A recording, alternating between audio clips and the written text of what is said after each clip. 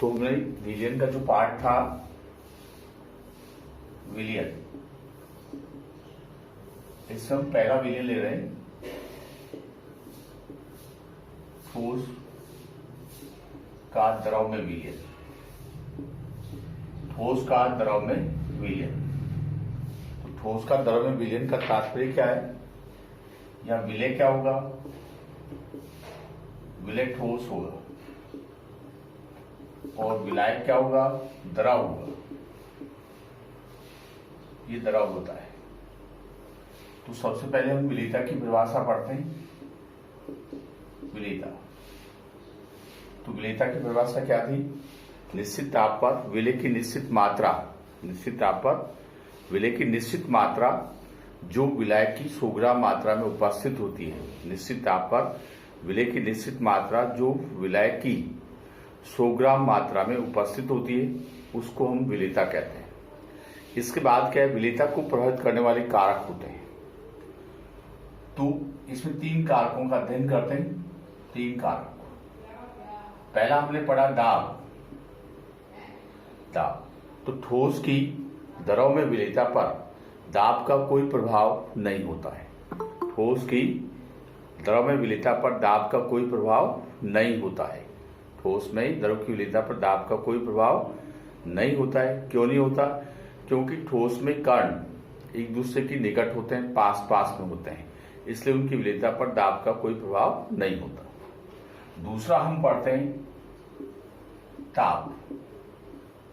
अब ताप का जो प्रभाव होता है, तो हमारे पास जो ठोस होंगे, उस ठोस में कुछ ठोस जैसे NaOH है, KOH है, कैल्शियम ऑक्साइड है, कैल्शियम कार्बोनेट है, इस प्रकार के जो ठोस होते हैं, इसको जब हम विलायक में या जल के अंदर विलय करते हैं तो ऊष्मा बाहर निकलती है। तो इस प्रकार के विलयन क्या होते हैं? ऊष्माक्षेपी होते हैं।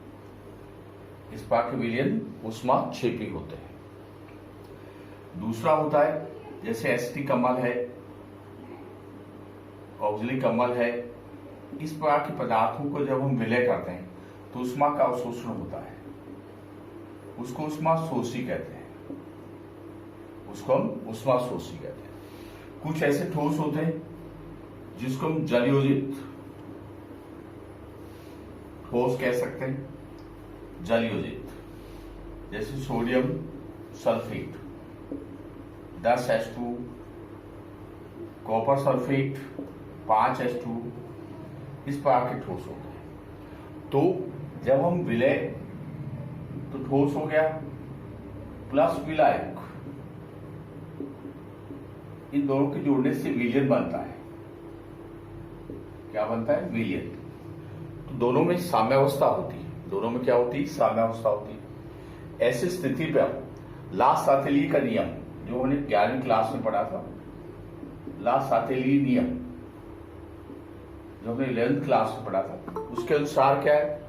ला-साथेली नियम के अनुसार क्या है कि जब हम ठोस को या किसी को मिलाते हैं तो साम्यावस्था पर ताप, दाब, सांद्रता या अन्य किसी कारक में परिवर्तन करते हैं। ताप, दाब, सांद्रता अन्य किसी कारक में परिवर्तन करते हैं तो साम्यावस्था स्वतः ही अग्र दिशा में या प्रतीक दिशा में स्थानांतरित होती है, जिससे बढ़े हुए कारक का प्रभाव समाप्त हो जाता है। इसको हम ला-साथेली का नियम कहते हैं।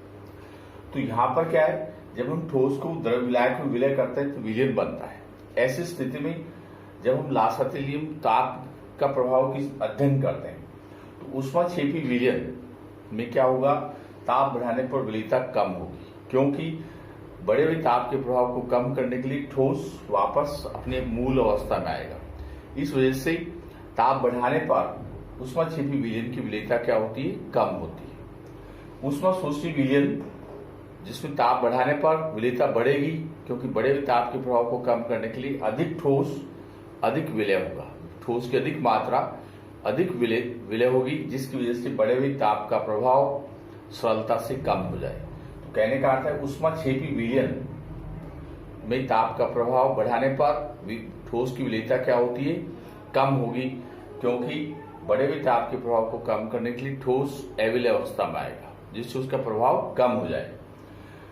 ऊष्माशोषी विलयन के अंदर ताप बढ़ाने पर विलेयता बढ़ती है, क्योंकि बढ़े हुए ताप के कारण ठोस अधिक मात्रा में विलय होगा। अब तीसरा होता है जलयोजित ठोस। जलयोजित ठोस, तो जलयोजित जो ठोस है, जलयोजित जो ठोस होगा उसकी जो स्थिति है उसमें क्रिस्टलीय जल होगा।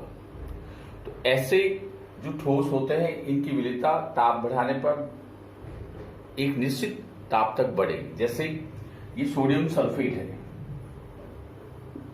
10H2, जिसको हम ग्लूबर लवण कहते हैं, ग्लूबर लवण भी कहते हैं, इसका दूसरा नाम है ग्लूबर लवण। इसकी विलेयता 32 डिग्री सेल्सियस तक बढ़ेगी, उसके बाद कम होती है। कारण क्या है, ताप बढ़ाने पर विलेयता बढ़ रही है तो साथ में इसका क्रिस्टलीकरण होगा। क्रिस्टलीकरण होने से इसका निर्जलीकरण हो जाता है, तो इसका जो क्रिस्टलीय जल है वो अलग हो जाता है। तो ऐसे ठोस निर्जलीकृत हो जाएंगे। निर्जलीकृत क्रिस्टलीकरण के कारण इनका जल बाहर निकल जाएगा, तो ये निर्जलीकृत हो जाएंगे। तो ऐसे जो क्रिस्टलीय ठोस है, जो जलयोजित ठोस है जिसमें क्रिस्टलीय जल उपस्थित होता है, वो क्रिस्टलीय जल ताप बढ़ाने पर एक बार विलेयता बढ़ेगी, उसके बाद उसका क्रिस्टलीकरण होगा। क्रिस्टलीकरण होने से जल पृथक हो जाएगा। जल क्या हो जाएगा, पृथक हो जाएगा। ऐसी स्थिति में जब जल पृथक हो जाता है, ऐसी स्थिति में क्या है कि इसकी विलेयता धीरे धीरे कम होने लगती है। तो जब हम ठोस की विलेयता पर ताप का प्रभाव पड़ता है तो उसमें 3 स्थिति बतानी है: ऊष्माक्षेपी विलयन, ऊष्माशोषी विलयन और जलयोजित ऑक्साइड ठोस जिसमें क्रिस्टलीय जल होता है। अब उसके बाद विलेयता पर हम अगला जो प्रभाव पड़ रहे हैं वो होता है विलय और विलायक की प्रकृति। विलय और विलायक की प्रकृति होती है। तो विलय और विलायक की जो प्रकृति होती है वो क्या है, विलय और विलायक की प्रकृति ये है। तो इसमें क्या है, हमारे पास ध्रुवीय विलय होता है, अध्रुवीय विलय होता है। ऐसे ही ध्रुवीय विलायक होता है और अध्रुवीय विलायक होता है। जो केमिस्ट्री के अंदर, रसायन विज्ञान के अंदर जो सूत्र होते हैं, जो परमाणु या अणु यौगिक होते हैं, वो क्या है, वो 2 प्रकार के होते हैं, ध्रुवीय और अध्रुवीय। ध्रुवीय का मतलब एक धन सिरा होता है, दूसरा ऋण सिरा होता है। जैसे आयनिक पदार्थ है NaCl, कॉपर सल्फेट, AgCl, इस प्रकार के पदार्थ ध्रुवीय होते हैं। अध्रुवीय का मतलब जैसे बेंजीन हो गई और कार्बनिक यौगिक हो गई, ये अध्रुवीय होते हैं। ऐसी विलायक ध्रुवीय होता है, जैसे जल है, SO2 है, द्रव अमोनिया है, ये ध्रुवीय विलायक है। अध्रुवीय विलायक में क्लोरोफॉर्म आती है, बेंजीन आती है, ईथर आती है, ईथर। इस प्रकार के जो विलायक होते हैं, कार्बनिक विलायक जो होते हैं वो अध्रुवीय होते हैं। क्या होते हैं, अध्रुवीय होते हैं। तो यहां एक प्रिंसिपल लागू होता है, लाइक डिजोस लाइक, लाइक डिजोस लाइक। इसका तात्पर्य समान समान को भूलता है। इसका अर्थ है जब हम ध्रुवीय पदार्थ को ध्रुवीय विलायक में विलय करेंगे, अध्रुवीय को अध्रुवीय में विलय करेंगे, तो उनकी विलेयता क्या होती है, अधिक होती है। ध्रुवीय जैसे NaCl को पानी में डालेंगे तो घुल जाएगा, उसी NaCl को बेंजीन या क्लोरोफॉर्म ईथर CCl4 में डालते हैं तो उसकी विलेयता कम होती है। कहने का तात्पर्य ध्रुवीय विलय पदार्थ ध्रुवीय विलायक में अधिक विलय होंगे, क्योंकि दोनों का आयनन होता है, दोनों पर ध्रुवणता होती है, इसलिए आसानी से विलेयता बढ़ जाएगी। लेकिन अध्रुवीय विलायक को अध्रुवीय विलायक में विलय करेगी तो भी विलेयता बढ़ेगी। लेकिन जब हम ध्रुवीय विलायक को अध्रुवीय में डालते हैं, अध्रुवीय विलय को ध्रुवीय विलायक में डालते हैं, तो विलेयता क्या होती है, कम होती है। विलेयता क्या होगी, कम होगी। तो उसका कारण क्या है, इसमें इसका आयनन नहीं होता या ध्रुवणता नहीं होती, इस कारण से विलेयता पर प्रभाव पड़ता है। तो हम ठोस की विलेयता पर 3 कारक पड़ते हैं, दाब का प्रभाव, ताप का प्रभाव और तीसरा कारक होता है विलय और विलायक की प्रकृति, जिसमें समान समान को घूलता है, लाइक डिजोस लाइक। इसका अर्थ है ध्रुवीय विलायक को हम ध्रुवीय विलय को ध्रुवीय विलायक में विलय करेंगे तो विलेयता बढ़ जाएगी, क्योंकि दोनों का आयनन होता है, दोनों में ध्रुवणता होती है, इस कारण उनकी विलेयता में वृद्धि होती है। जैसे NaCl को जल में विलय करेंगे तो आसानी से क्या होगा कि NaCl ये पॉजिटिव है, ये नेगेटिव है, और ये जल है, इसका ये सिरा नेगेटिव होता है और ये सिरा पॉजिटिव होता है, ये इसका ऋणात्मक सिरा है, ये धनात्मक सिरा है। तो सोडियम आयन जो है इसके चारों तरफ जल का ऑक्सीजन वाला भाग इस तरह से आ जाता है, विलेयता बढ़ जाएगी। क्लोरीन के चारों तरफ हाइड्रोजन वाला हिस्सा इस तरह से जुड़ता है, इस वजह से आकर्षित करता है, तो उस आकर्षण के कारण इनकी विलेयता में क्या हो जाती है, वृद्धि हो जाती है। तो ध्रुवीय विलय NaCl इसलिए जल में SO2 में अमोनिया में अधिक विलय होगा बेंजीन क्लोरोफॉर्म CCl4 की तुलना में, क्योंकि कार्बनिक विलायक अधिकांशतः क्या होते हैं, अध्रुवीय विलायक होते हैं। तो ध्रुवीय विलायक में अधिक विलय होगा, अध्रुवीय विलायक में अधिक विलय होगा। लेकिन जब हम ध्रुवीय विलय पदार्थ को अध्रुवीय में डालेंगे, विलायक में डालेंगे, तो उसकी विलेयता क्या होगी, कम होगी। इस तरह से हम ठोस की विलेयता पर जो कारक होते हैं, दाब और विलय और विलायक की प्रकृति, इन तीनों का अध्ययन करते हैं। ये पहला प्रकार का विलयन था। अब हम इसके अगले पार्ट में आते हैं, अगले हिस्से में।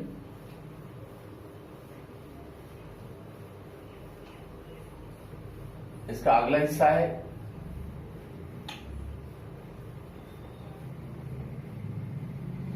गैस का दरों में विलयन। अगला हिस्सा है गैस का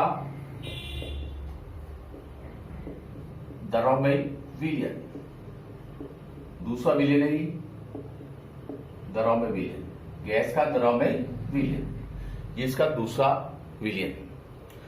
अब इसमें जो विलेयता होती है उसको एक नया नाम देंगे हम, विलेयता को क्या नाम देंगे, अवशोषण गुणांक। अवशोषण गुणांक ये नाम देंगे, एब्जॉर्प्शन कोएफिशिएंट, अवशोषण गुणांक कहते हैं। तो इसकी परिभाषा क्या होगी, एक निश्चित ताप पर, एक वायुमंडलीय दाब पर विलाय के इकाई लीटर आयतन में, निश्चित ताप पर और एक वायुमंडलीय दाब पर विलाय के इकाई लीटर आयतन में घुली हुई गैस की मात्रा का एनटीपी पर आयतन अवशोषण गुणांक कहलाता है। अवशोषण गुणांक का मतलब है निश्चित ताप होता है, निश्चित ताप होगा, एक वायुमंडलीय दाब होगा, विलाय का आयतन कितना होगा, एक इकाई लीटर आयतन।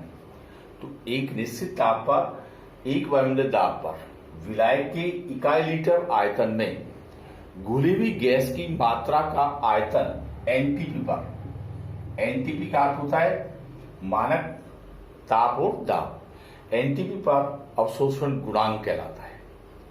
एक निश्चित ताप पर, एक वायुमंडलीय दाब पर विलायक के इकाई लीटर आयतन में घुली हुई गैस की मात्रा का आयतन एनटीपी पर क्या कहलाएगा, अवशोषण गुणांक कहलाता है।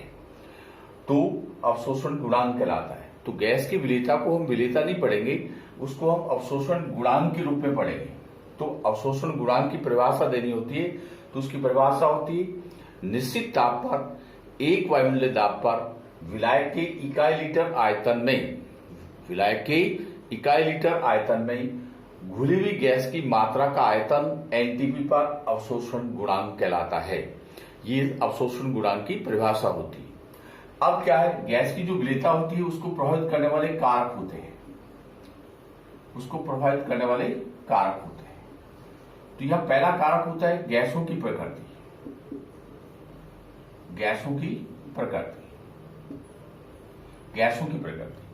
तो जैसे हमने अभी ठोस की दरों में विलेयता पढ़ी थी, तो ध्रुवीय विलायक में अधिक विलय होते हैं, ऐसे ही ध्रुवीय गैसें ध्रुवीय विलायक में अधिक विलय होती है। ध्रुवीय जो गैस होगी, ध्रुवीय विलायक में अधिक विलय होती है। जैसे अमोनिया है, अमोनिया को जल में विलय करते हैं, अमोनियम हाइड्रोक्साइड बना लेती है, उसके साथ जुड़ जाती है। तो ऐसी अमोनिया HCl ऐसी जो गैसें होगी वो गैसें विलायक में अधिक विलय होगी जो विलायक के साथ क्रिया करती है। तो ध्रुवीय गैसें ध्रुवीय विलायक में अधिक विलय होती है। अध्रुवीय गैसें अध्रुवीय विलायक में अधिक विलय होती है। जैसे हमने विलय विलायक की प्रकृति पढ़ी वैसे ही गैसों की प्रकृति होती है। तो गैसें ध्रुवीय भी होती है और अध्रुवीय होती है। तो जो जैसे H2 है ये अध्रुवीय गैस है, N2 है, O2 है, ये अध्रुवीय गैसें होती है। तो यहां पर इनकी विलेयता कम मिलेगी, इनकी विलेयता ज्यादा मिलेगी। तो ध्रुवीय गैस ध्रुवीय विलायक में अधिक विलय होती है, अध्रुवीय गैस अध्रुवीय विलायक में अधिक विलय होती है। तथा यदि हम ध्रुवीय गैस को अध्रुवीय विलायक में डालेंगे तो विलेयता कम हो जाएगी। तो गैसों की प्रकृति का तात्पर्य यह है कि जिन गैसों ध्रुवीय गैसें होगी वो अधिक विलय होगी और अध्रुवीय गैसें अध्रुवीय विलायक में अधिक विलय होगी। दूसरी कंडीशन क्या है, जिन गैसों का अवशोषण गुणांक अधिक होगा,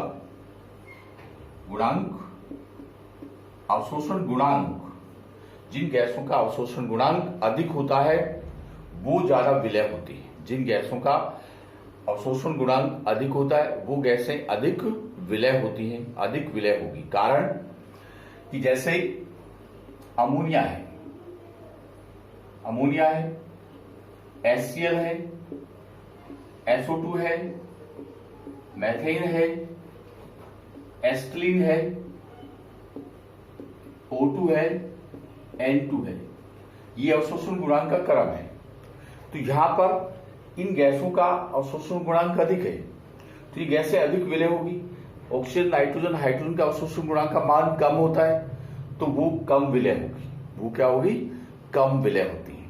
तो ऐसी स्थिति में क्या गैसों का जिन गैसों का अवशोषण गुणांक अधिक होगा वो गैसें अधिक विलय होती हैं। तो जिन कौन सी गैसें होंगी जिनका अवशोषण गुणांक अधिक होता है, तो मोस्टली क्या है, जो ध्रुवीय गैसें होती हैं जो विलायक के साथ क्रिया करती हैं उन गैसों का अवशोषण गुणांक अधिक होता है अध्रुवीय गैसों की तुलना में। तो ऐसी स्थिति में ध्रुवीय गैसों का अवशोषण गुणांक अधिक होने के कारण वो क्या होती है, अधिक विलय होती है। वो क्या होती है, अधिक विलय होती है। इस स्थिति के कारण गैसों की जो प्रकृति होती है उसमें दो चीजें पढ़नी है। वो गैस जो गैसें ध्रुवीय अवस्था में होती है, जो गैसें ध्रुवीय अवस्था में होती है वो गैसें अधिक विलय होगी। क्यों? क्योंकि वो विलायक के साथ अन्योन्य क्रिया कर लेती है, विलायक के साथ उनका वियोजन हो जाता है विलायक में, इसलिए उनकी विलेयता बढ़ जाती है। दूसरी कंडीशन, जिन गैसों का अवशोषण गुणांक अधिक होगा उन गैसों की विलेयता भी अधिक होगी। अध्रुवीय गैसें अध्रुवीय विलायक में अधिक विलय होती है। तो यहां पर जब भी हमें क्रम देना हो अवशोषण गुणांक के आधार पर इनकी विलेयता अधिक होगी और उनकी विलेयता कम होती जाएगी। तो जैसे जैसे अवशोषण गुणांक का मान कम होगा वैसे वैसे गैसों की विलेयता क्या है, कम होती जाती है। इसलिए उसको हम अवशोषण गुणांक के आधार पर गैसों की विलेयता को स्पष्ट करते हैं। दूसरा क्या है, ताप का प्रभाव।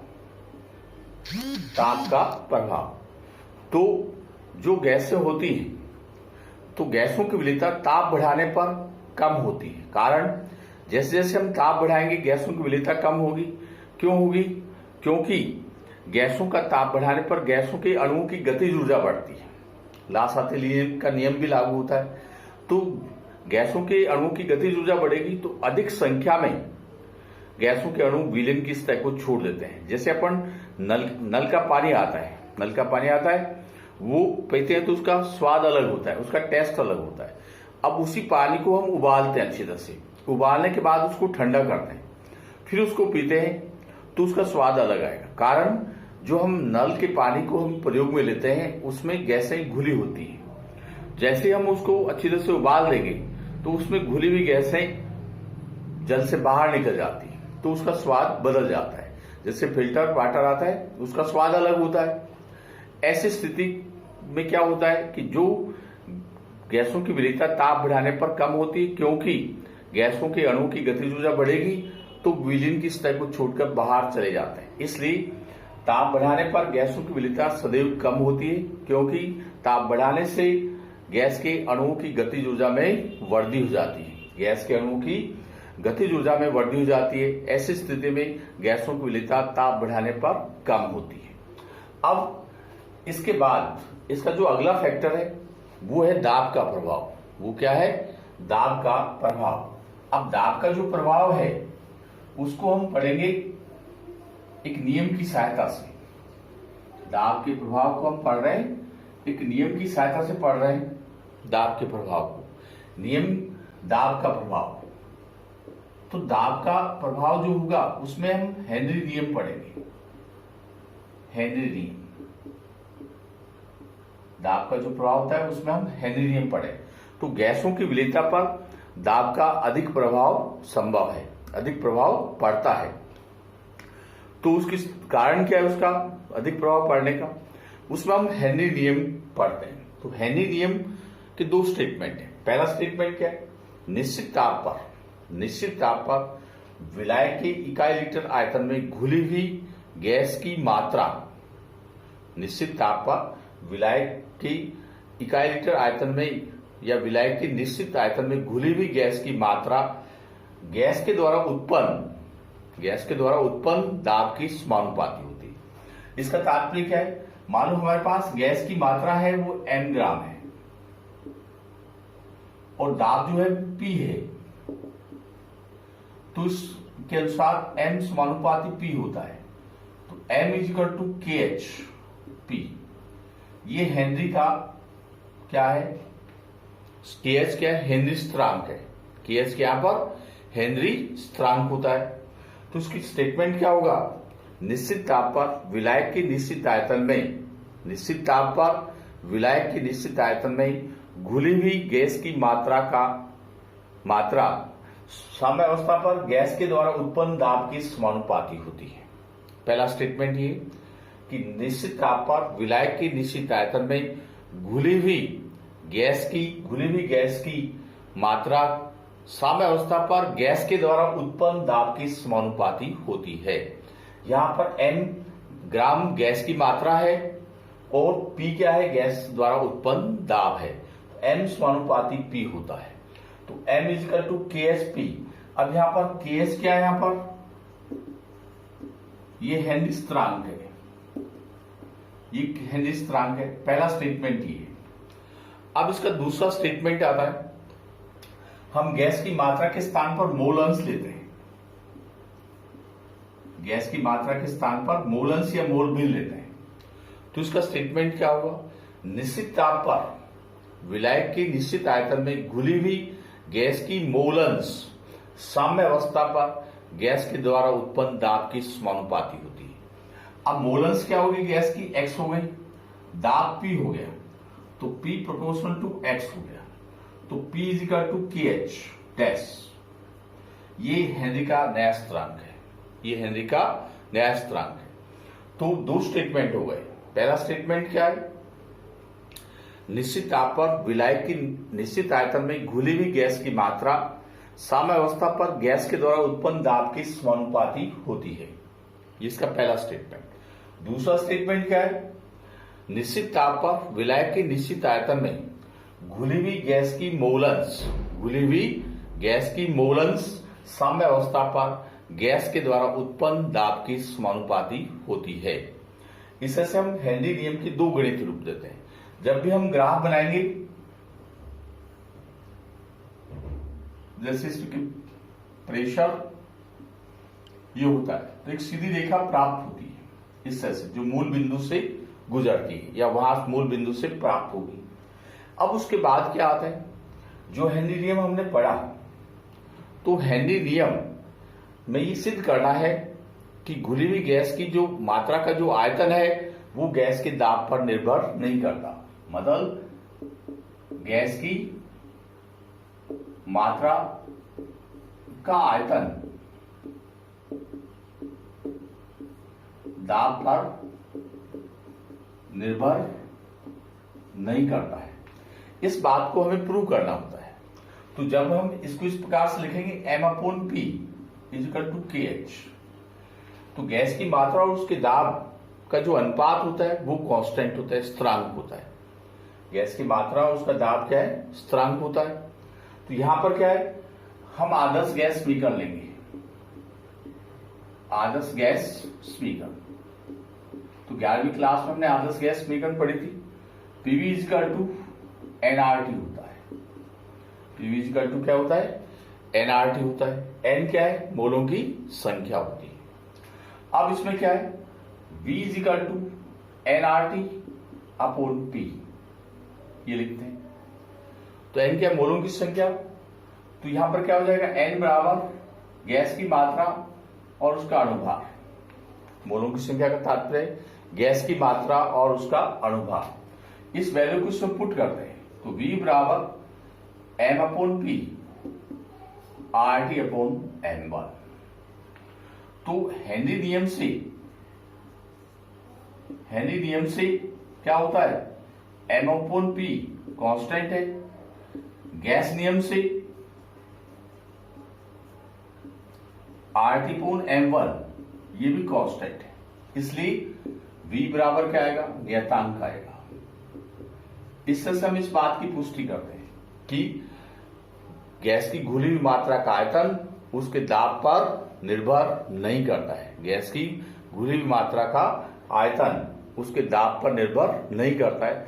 इस बात की पुष्टि करने के लिए हम क्या करते हैं कि आदर्श गैस समीकरण का प्रयोग लेते हैं।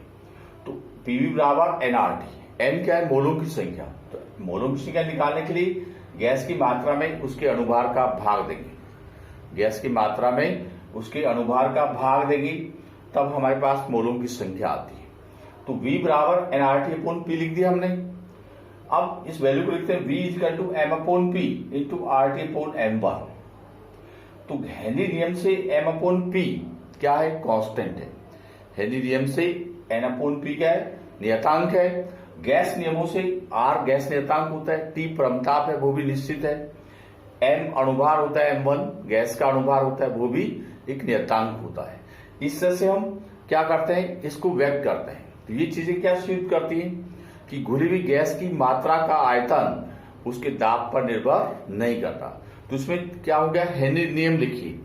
तो हेनरी नियम दो प्रकार से लिखा जाएगा। पहला स्टेटमेंट ये देना होगा कि निश्चित ताप पर विलायक के निश्चित आयतन में घुली हुई गैस की मात्रा साम्यावस्था पर गैस द्वारा उत्पन्न दाब की समानुपाती होती है। पहला स्टेटमेंट, निश्चित ताप पर विलायक की निश्चित आयतन में घुली हुई गैस की मात्रा का आयतन, घुली हुई गैस की मात्रा का आयतन, घुली हुई गैस की मात्रा साम्यावस्था पर गैस के द्वारा उत्पन्न दाब की समानुपाती होती है।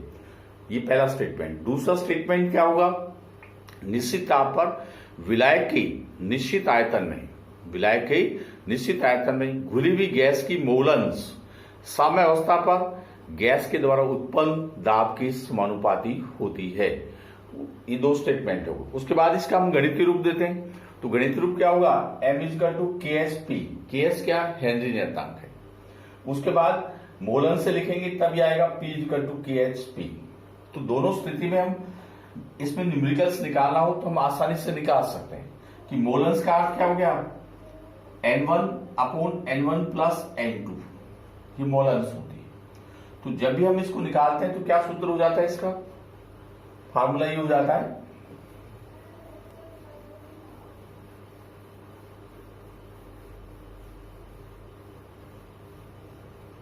ये फार्मूला होगा इसका।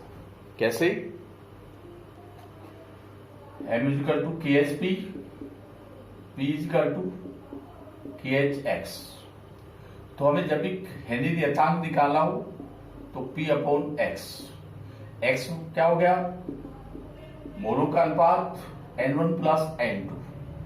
तो ये हो जाएगा P upon N1 plus N2, ये होता है। इससे हम हेनरी नियतांक निकालते हैं। इससे क्या निकालते हैं? हेनरी नियतांक निकाल सकते हैं। अब क्या आता है कि जो हेनरी नियम हमने पढ़ा उसकी क्या हम उपयोगिता सिद्ध कर सकते हैं।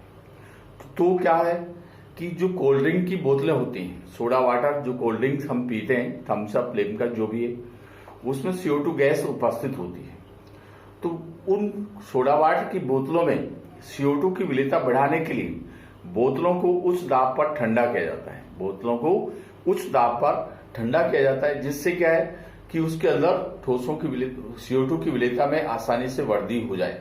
पहली यूज ये है। दूसरा क्या है कि जो समुद्र होता है, समुद्र में गहराई में गोताखोरी करते हैं, तो उन गोताखोरों के पीठ पर एक सिलेंडर लगा होता है। समुद्र में जो गोताखोरी करते हैं, जो औद्योगिक या व्यापारिक गोताखोर होते हैं, खोजों के लिए समुद्र की बहुत गहराई तक जाते हैं, तो समुद्री गोताखोर, जिसको स्कूबा ड्राइवर कहते हैं, वो अपनी पीठ पर सिलेंडर ले जाते हैं। तो क्यों ले जाते हैं? उसका कारण क्या है कि जो समुद्री गोताखोर समुद्र की गहराइयों में जाते हैं, तो वहां पर दाब बढ़ने के कारण पानी के अंदर जो गैसें घुली होती हैं, उन गैसों की विलेयता रक्त के अंदर, खून के अंदर बढ़ जाती है। रक्त में या खून में क्या हो जाती है? बढ़ जाती है। तो रक्त की विलेयता जब बढ़ती है, रक्त में इन गैसों की विलेयता बढ़ती है दाब अधिक होने के कारण। तो ऐसी स्थिति में क्या है कि गहराई में जाने पर दाब अधिक होने के कारण शरीर के रक्त में गैसों की विलेयता बढ़ जाती है। अब क्या होता है, जैसे जैसे गोताखोर समुद्र की सतह की ओर आते हैं, तो दाब कम होता है। दाब कम होने के कारण रक्त की धमनियों में या रक्त के अंदर जो गैस घुली होती है, वो धीरे धीरे बाहर निकलती है। तो ऐसी स्थिति में नाइट्रोजन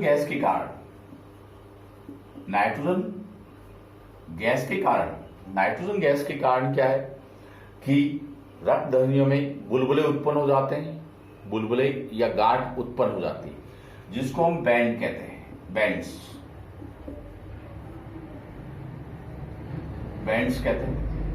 तो इसका तात्पर्य क्या है, जब समुद्री गोताखोर समुद्र की गहराई में जाते हैं, तो दाब बढ़ने के कारण रक्त में गैसों की विलेयता बढ़ जाती है।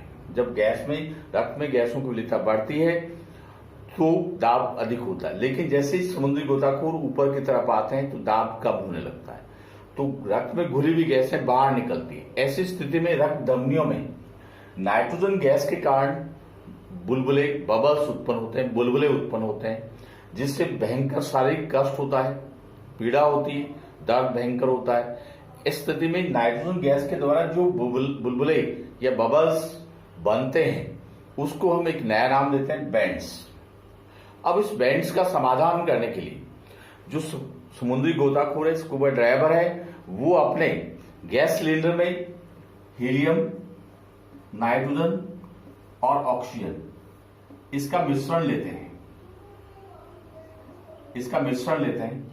हीलियम, नाइट्रोजन, ऑक्सीजन का मिश्रण लेते हैं। तो हम पीवलोग पढ़ेंगे, तो उसमें भी एक प्रश्न आएगा कि हीलियम का उपयोग समुद्री गोताखोर या तैराकी के जो उपकरण होते हैं उसमें क्यों करते हैं? तो हीलियम क्या करती है? ऑक्सीजन गैस को तनु करती है, और हीलियम की विलेयता रक्त के अंदर कम होती है। हीलियम की विलेयता रक्त में क्या होती है? कम होती है, और उसकी विलेयता कम होने के कारण वो ऑक्सीजन गैस को तनुकृत करती है। इसलिए हीलियम गैस का प्रयोग हम तैराकी के उपकरणों में या समुद्री गोताखोर के सिलेंडर में करते हैं। ये पहला प्रश्न है कि हम तैराकी के उपकरण में, स्विंग एपरेटस में हम हीलियम गैस का प्रयोग क्यों करते हैं, या गोताखोरी के उपकरणों में हीलियम गैस का उपयोग क्यों किया जाता है? क्योंकि हीलियम ऑक्सीजन को तनुकृत करती है। हीलियम ऑक्सीजन को तनुकृत करती है और साथ में रक्त में कम घुलनशील होती है। एक कंडीशन है। अब तीसरी कंडीशन क्या है? जो पहाड़ी स्थान होते हैं, पहाड़ों पर दाब कम होता है। दाब कम होगा तो वहां पर ऑक्सीजन की सांद्रता कम होगी। पहाड़ों पर ऊंचे स्थान जो होते हैं, पहाड़ों पर होते हैं, वहां पर दाब कम होने के कारण ऑक्सीजन की सांद्रता क्या होती है? कम होती है। जब ऑक्सीजन की सांद्रता कम होती है, ऐसी स्थिति में वहां जो लोग रहते हैं, उनके शरीर में, कोशिकाओं में, ऊतकों में ऑक्सीजन की सांद्रता भी कम होगी। ऐसी स्थिति में उनकी मानसिक सोच स्पष्ट नहीं होती। उस कारण उनमें एक चिकित्सीय लक्षण उत्पन्न होता है, मेडिकल कैरेक्टर उत्पन्न होता है, जिसको हम एनेक्सिया कहते हैं। ये एनेक्सिया कहां होगा? केवल पहाड़ी स्थानों पर। तो उसका मेन कारण क्या है? मेन कारण ये लिखेंगे, पहाड़ी स्थानों पर दाब कम होने के कारण ऑक्सीजन की सांद्रता कम होती है। ऑक्सीजन की सांद्रता क्या होती है? कम होती है। तो ऑक्सीजन की सांद्रता कम होने से वहां रहने वाले लोगों के शरीर के ऊतकों में और कोशिकाओं में ऑक्सीजन की सांद्रता भी कम होगी। वहां के रहने वाले लोगों के शरीर की कोशिकाओं और ऊतकों में भी ऑक्सीजन की सांद्रता क्या होगी, कम होगी। ऐसी स्थिति में वहां के लोगों की मानसिक सोच स्पष्ट नहीं होती। मानसिक सोच स्पष्ट नहीं होगी तो इस कारण से उनके शरीर में जो लक्षण उत्पन्न होगा उसको एक नया नाम देते हैं, एनेक्सिया देते हैं। इस तरह से हम हेनरी नियम जो पढ़ते हैं उस हेनरी नियम का क्या उपयोग कर सकते हैं, कैसे उसका एप्लीकेशन लिख सकते हैं।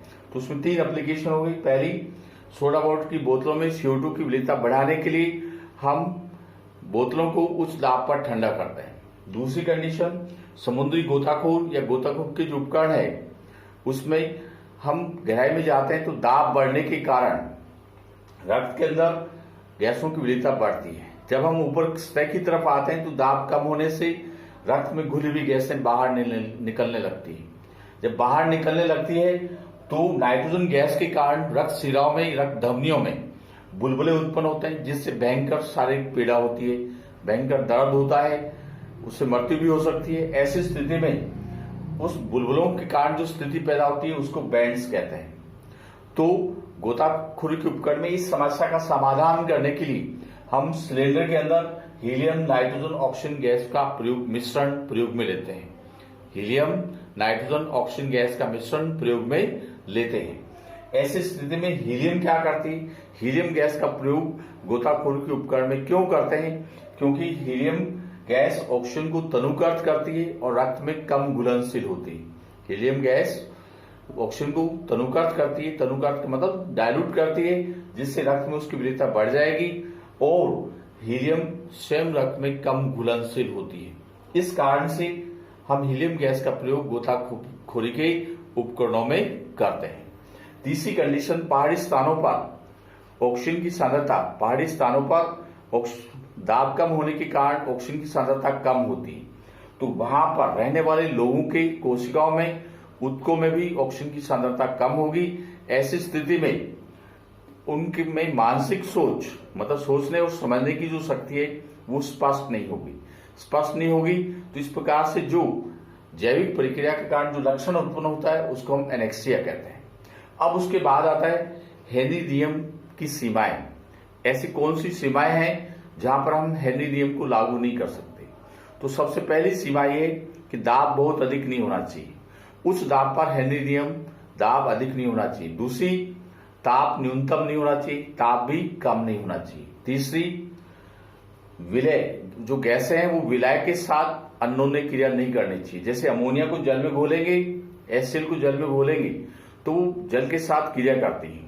तो विलायक गैस के अणु विलय के साथ अन्योन्य क्रिया नहीं करनी चाहिए। कहने का अर्थ है गैस के अणुओं की आणविक अवस्था विलायक में समान नहीं होनी चाहिए या अन्योन्य क्रिया नहीं करनी चाहिए। चौथी स्थिति है विलयन तनु होने पर। चौथी स्थिति क्या है, विलयन तनु होने पर हम हेनरी नियम लागू नहीं कर सकते। तो इस तरह से हम गैसों की विलेयता पर दाब के प्रभाव को एक्सप्लेन करते हैं, तो उसमें हेनरी नियम मुख्य रूप से पढ़ा जाता है। अब क्या है, जो KH हमने KH निकाला, हेनरी कांस्टेंट, जिन गैसों का हेनरी नियतांक का मान ज्यादा होगा उनकी विलेयता कम होगी। जैसे जल के अंदर समुद्री जल होता है, गर्मियों के दौरान में समुद्री जीव जंतु ऊपर की सतह की तुलना में नीचे चले जाते हैं। कारण समुद्री जल का तापमान बढ़ने से गैसों की ऑक्सीजन की विलेयता क्या हो जाती है, कम हो जाती है, तो उसमें सांस लेने की समस्या आती है। इसलिए समुद्री सतह पर गर्म होने के कारण, तापमान बढ़ने के कारण गैसों की विलेयता क्या हो जाती है, कम हो जाएगी, ऑक्सीजन की विलेयता कम हो जाएगी। तो समुद्री जीव जंतु उस ऊपरी सतह को छोड़कर थोड़ा नीचे चले जाते हैं जहां पर गैस ऑक्सीजन की विलेयता अधिक होती है। तो जहां हेनरी नियतांक का मान जिन गैसों के लिए अधिक होगा उन गैसों की विलेयता कम होती जाएगी। हेनरी नियतांक का मान जितना कम होगा गैस अधिक विलय होगी, गैस क्या होगी, अधिक विलय होगी। इस तरह से हम दो प्रकार के विलयन पढ़ते हैं, पहला ठोस में द्रव का विलयन और दूसरा गैस में द्रव का विलयन। और उसको विलयन जो होते हैं, विलयन के अंदर विलेयता होती है ठोस और गैस की। ठोस और गैस की विलेयता को प्रभावित करने वाले कारक होते हैं। तो ठोस की विलेयता पर प्रभावित करने वाले 3 कारक हम पढ़ते हैं, दाब का प्रभाव, ताप का प्रभाव और विलय और विलायक की प्रकृति। ऐसे ही गैस की दरों में विलेयता होती है, उसको हम अवशोषण गुणांक कहते हैं। तो अवशोषण गुणांक की क्या परिभाषा थी? निश्चित ताप पर एक वायुमंडल दाब पर विलायक की इकाई लीटर आयतन में घुली हुई गैस की मात्रा का आयतन एनटीपी पर अवशोषण गुणांक कहलाता है। तो जिन गैसों का अवशोषण गुणांक अधिक होगा उनकी विलेयता भी अधिक होती है। फिर हम गैस की विलेयता को प्रभावित करने वाले 3 कारक पढ़ते हैं। गैसों की प्रकृति, तो जो गैसें विलायक के साथ क्रिया करती है उनकी विलेयता अधिक होगी। दूसरा, ध्रुवीय गैसें ध्रुवीय विलायक में अधिक विलय होगी, अध्रुवीय गैस अध्रुवीय विलायक में अधिक विलय होगी। नेक्स्ट स्थिति क्या होगी कि हेनरी नियम, फिर हम ताप का प्रभाव पढ़ते हैं। तो गैसों की विलेयता ताप बढ़ाने पर सदैव कम होती है, क्योंकि अणुओं की गतिज ऊर्जा बढ़ जाएगी तो विलीन की स्तर को छोड़ देते हैं। फिर तीसरे प्रभाव में हम पढ़ते हैं हेनरी नियम। दाब के प्रभाव में हेनरी नियम पढ़ते हैं तो उसके 2 स्टेटमेंट होते हैं। फिर गैस की घुली हुई गैस की मात्रा का आयतन उसके दाब पर निर्भर नहीं करता, उसको हम इससे पुष्टि देते हैं। फिर उसकी क्या उपयोगिता है, तो हमने 3 उपयोगिता बताई। फिर हेनरी नियम की सीमा क्या है, वो सीमा बताई। गैस का मान जितना अधिक होगा गैसों के लिए गैस की विलेयता कम होगी। अब जो गैस की विलेयता पर ताप का प्रभाव पड़ते हैं उसमें एक अपवाद आता है। उसमें क्या अपवाद है? हाइड्रोजन और हीलियम, ये 2 गैसें हैं। हाइड्रोजन और हीलियम ये 2 गैसें, इन गैसों की विलेयता ताप बढ़ाने पर बढ़ती है। ताप बढ़ाने पर बढ़ती है तो उसका मूल कारण क्या है? ये गैसें जब विलायक में विलय होती है तो ऊष्मा का अवशोषण करती है, ऊष्मा का अवशोषण करती है, तो ऊष्मा शोषी विलयन बनाती है। तो ऊष्मा शोषी विलयन की स्थिति में क्या होगा कि इनकी विलेयता बढ़ती जाएगी। ये अपवाद है। ये क्या है? गैसों की विलेयता पर ताप के प्रभाव का अपवाद है। इस अपवाद में हम ये पढ़ते हैं कि हाइड्रोजन और हीलियम गैस की विलेयता ताप बढ़ाने पर क्या होती है? बढ़ती है। ताप बढ़ाने पर क्या प्रभाव पड़ेगा? प्रश्न में पूछा जा सकता है। हाइड्रोजन गैस की विलेयता पर ताप का क्या प्रभाव होगा, या हीलियम गैस की विलेयता पर ताप का क्या प्रभाव होता है? तो यहां पर क्या है? हाइड्रोजन और हीलियम गैस की विलेयता पर ताप का प्रभाव को हम स्पष्ट करते हैं तो उसमें ये लिखना होगा, हीलियम और हाइड्रोजन गैस की विलेयता ताप बढ़ाने पर बढ़ती है। क्यों बढ़ती है, उसका कारण क्या होगा? उसका कारण लिखेंगे कि हाइड्रोजन हीलियम की विलेयता एक ऊष्मा शोषी प्रक्रम है। जब हम हाइड्रोजन और हीलियम को विलायक में विलय करते हैं तो वो एक ऊष्मा शोषी प्रक्रिया है, और ऊष्मा शोषी प्रक्रिया होने के कारण उसमें क्या है? उनकी विलेयता बढ़ती है। तो इस चैप्टर के अंदर हम 2 प्रकार के विलयन के बारे में पढ़ा, ठोस का द्रव में विलयन और गैस का द्रव में विलयन।